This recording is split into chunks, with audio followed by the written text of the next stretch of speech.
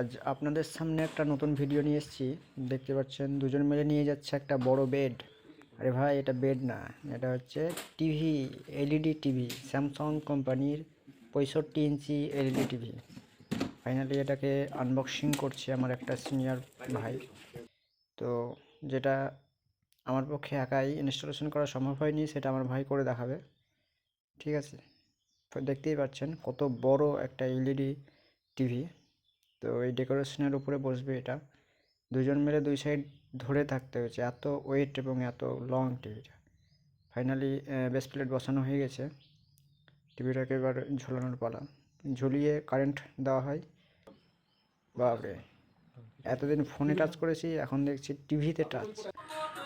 ভালো করে টাচ করো।